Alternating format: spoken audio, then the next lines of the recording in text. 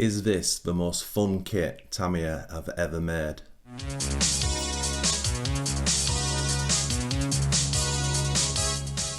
Hey guys, welcome back to Tamiya Legends, and once again thank you for stopping by.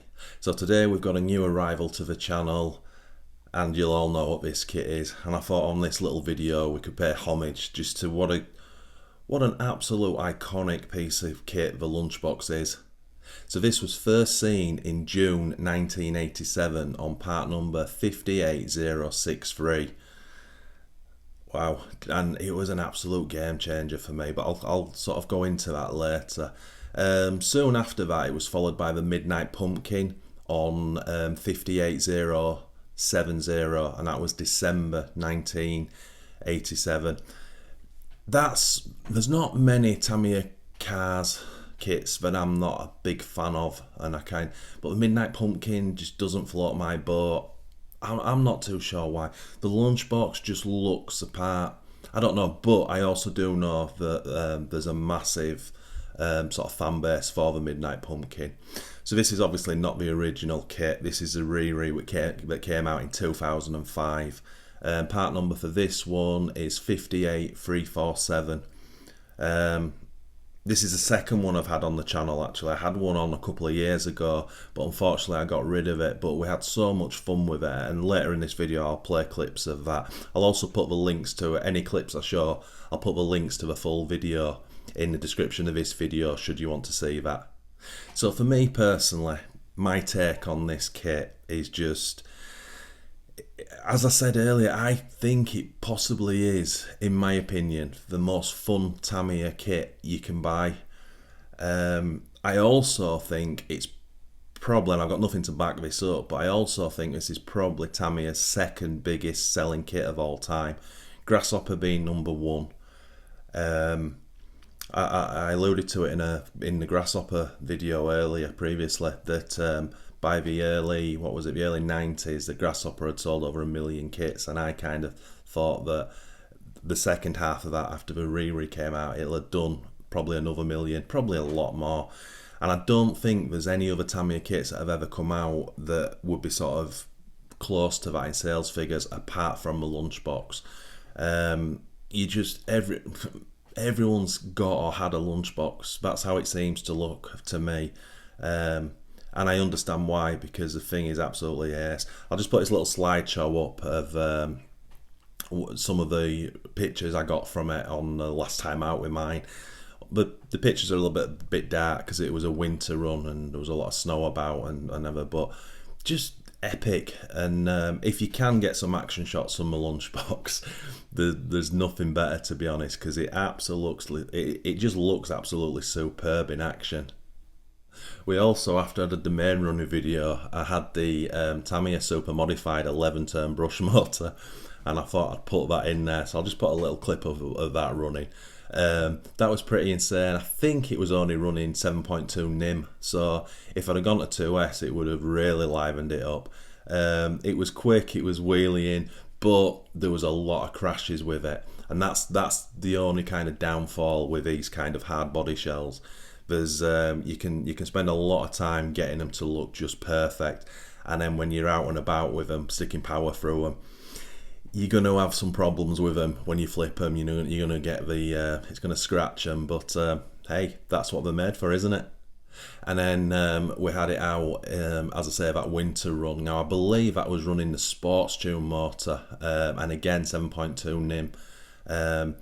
And it could have probably just done with a little bit of upgrading to a 2S battery, to be honest, just to give it a little bit more zip. But that little clip I've just tried to put together, and just kind of highlights just how much fun it is and what to expect from this truck. There's nothing else like the Lunchbox to me. It's got so much character, not only how it looks but how it drives as well. And I can't think of any other Tamiya within the timeline. Sort of back then, I'm talking sort of late 80s through the 90s, that was like this. I know now Tamiya have done a lot more cars and trucks that are similar to this in how they handle, but at the time this was such a game-changing truck. So I'll give you a couple of little interesting facts that, well, they were interesting to me anyway. when I first got the Lunchbox on the channel a couple of years ago, I can't remember how I came about it, but there was a couple of forums about, might have been Tamiya Club website, and they were saying that and this is when the Riri came out, that the yellow colour had changed and it was a little bit too yellow compared to the original. So I did a bit of digging. Now, if you look at the original guidebook pictures, it definitely does look a darker yellow. And as I say, I was reading through the forums. I believe, I painted the last one in TS47, and I can't remember the part code for the Riri, but it's a lot lower down, and it's definitely a more yellowy yellow, if that makes sense.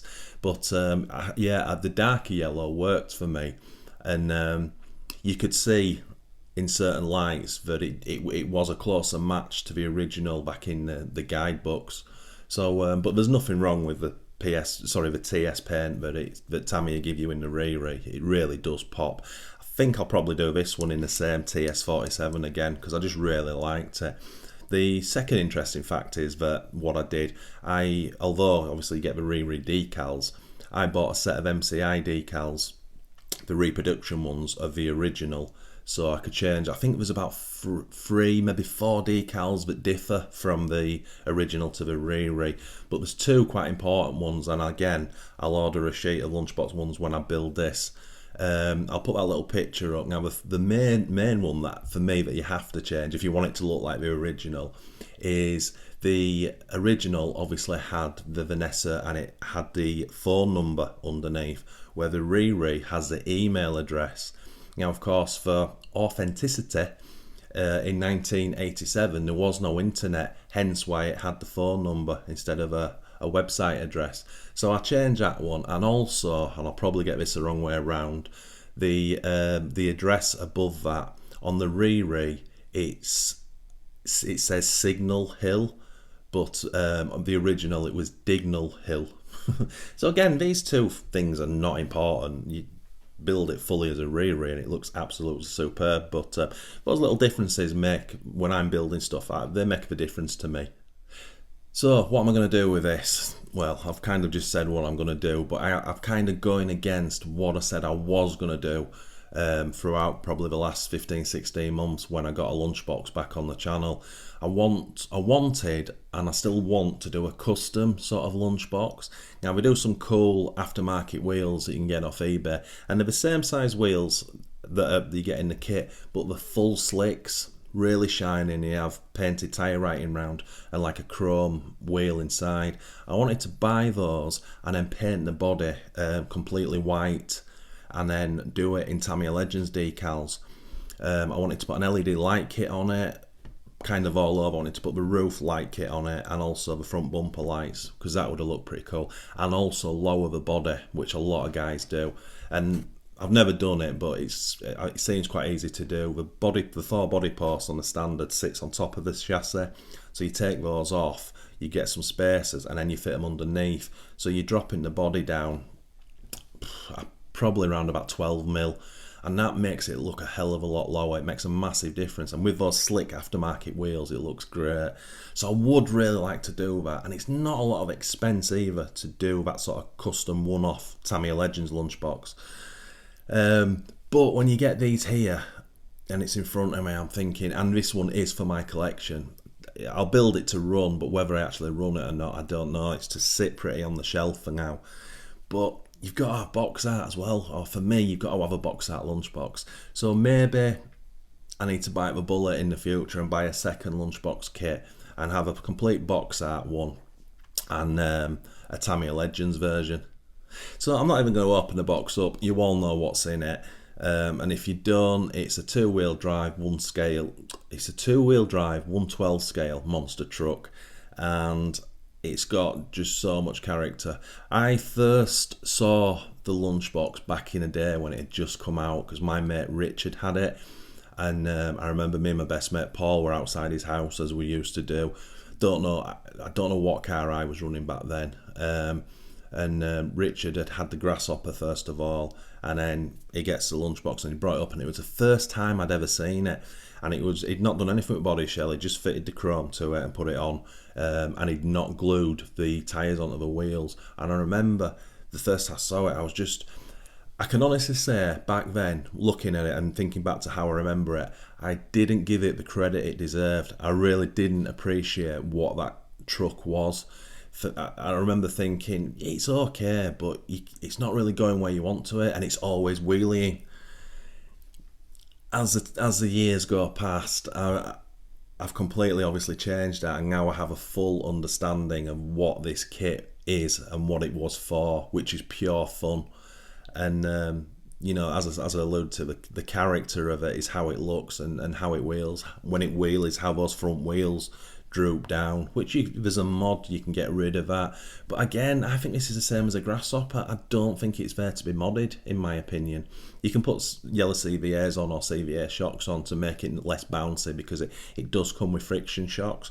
That's probably the only thing it needs, to be honest, and a full bearing kit, obviously. But yeah, I've got fond memories looking back of when Richard sort of brought his out. It was like, wow.